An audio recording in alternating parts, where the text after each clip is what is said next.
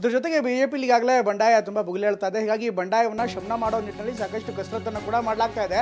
ಪ್ರಮುಖವಾಗಿ ಈಗಾಗಲೇ ಚಿತ್ರದುರ್ಗದ ಬಂಡಾಯ ಶಮನಕ್ಕೆ ಯಡಿಯೂರಪ್ಪನವರು ಪ್ರಯತ್ನ ಪಡ್ತಿದ್ದಾರೆ. ಹೊಳಲ್ಕೆರೆ ಚಂದ್ರಪ್ಪ ಅವರ ಪುತ್ರವನ್ನು ಕರೆಸಿ ಮಾತನಾಡ್ತಿದ್ದಾರೆ. ಇನ್ಫ್ಯಾಕ್ಟ್ ಕಾರಜೋಳ ಪರ ಕೆಲಸ ಮಾಡಲು ಇಬ್ಬರು ಕೂಡ ಒಪ್ಪಿದ್ದಾರೆ ಅನ್ನುವಂಥ ಮಾತುಗಳು ಕೂಡ ಕೇಳಿಬರ್ತಾರೆ. ರೆಬೆಲ್ ನಾಯಕರ ಮನವೊಲಿಸಿದ BS ಯಡಿಯೂರಪ್ಪ. ಹೀಗಾಗಿ ಅವರಿಬ್ಬರನ್ನು ಕೂಡ ಅಂದರೆ ಹೊಳಲ್ಕೆರೆ ಚಂದ್ರಪ್ಪ ಹಾಗೂ ಅವರ ಪುತ್ರ ರಘು ಚಂದನ್ ಅವರನ್ನು ಕರೆಸಿ ಮಾತನಾಡಿದ್ದಾರೆ.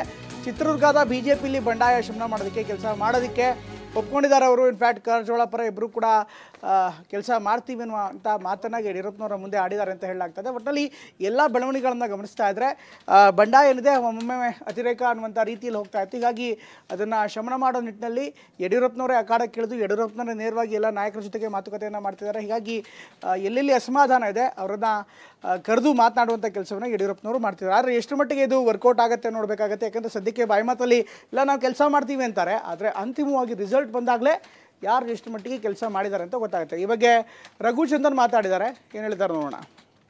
ಕಳೆದ 30 ವರ್ಷದಿಂದ ರಾಜಕಾರಣದಲ್ಲಿದ್ದಂಥವ್ರು ಕಳೆದ ಸಾರಿನೂ ಕೂಡ ನಾವು ಪಾರ್ಲಿಮೆಂಟ್ ಟಿಕೆಟ್ ಕೊಡಬೇಕಂತೇಳಿ ಒತ್ತಾಯ ಮಾಡಿದ್ವಿ. ಸನ್ಮಾನ್ಯ ಯಡಿಯೂರಪ್ಪನವರು ಕೊಡ್ತೇವೆ, ಈ ಸಾರಿ ಬೇಡ ಮುಂದಿನ ಸಾರಿ ಕೊಡ್ತೇವೆ ಅಂತಕ್ಕಂಥ ಮಾತನ್ನು ಹೇಳಿದರು. ಅದಕ್ಕಾಗಿ ನನ್ನ ಮಗ ರಘುಚಂದನ್ ಅವರು 100 ಜನ ಕಾರ್ಯಕರ್ತರೊಂದಿಗೆ ಎಲ್ಲ ಕ್ಷೇತ್ರವನ್ನು ಸುತ್ತಿ ಟಿಕೆಟ್ ಸಿಗುತ್ತೆ ಅನ್ನೋದು ಉದ್ದೇಶದಿಂದ ಇದ್ವಿ. ಯಡಿಯೂರಪ್ಪನವರು ಮತ್ತು ಯಡಿಯೂರಪ್ಪನವ್ರ ಮಗ ಯಾವತ್ತೂ ಕೂಡ ನಮಗೆ ಅನ್ಯಾಯ ಮಾಡಿದಾರಲ್ಲ. ಕಾರಣಾಂತರದಿಂದ ತಂದೆ ಮತ್ತು ಮಗ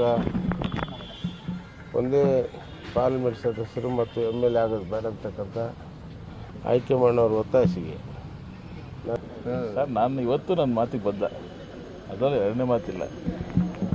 ಚಿತ್ರದುರ್ಗದವ್ರಿಗೆ ನ್ಯಾಯ ಸಿಗಬೇಕಿತ್ತು, ಸಿಕ್ಕಿಲ್ಲ. ಈಗ ಯಡಿಯೂರಪ್ಪಜಿಯವ್ರ ಬಗ್ಗೆ ಒಂದೇ ಮಾತು ಹೇಳ್ಬೇಕಂದ್ರೆ ಸರ್, ನಮ್ಮ ಮನೆಗೆ ಹಿರೇ ಮನುಷ್ಯರು. ನಾನು ಪಾರ್ಟಿ ಪರವಾಗಿ ಮಾತಾಡ್ತಿಲ್ಲ ಸರ್, ವೈಯಕ್ತಿಕವಾಗಿ ಯಾರಿಗೇನೋ ಗೊತ್ತಿಲ್ಲ, ನಮಗಂತೂ ಯಡಿಯೂರಪ್ಪನವ್ರಿಗೆ ಗಾಡ್ ಫಾದರ್ ಸರ್. ನಾವು ಅವ್ರನ್ನ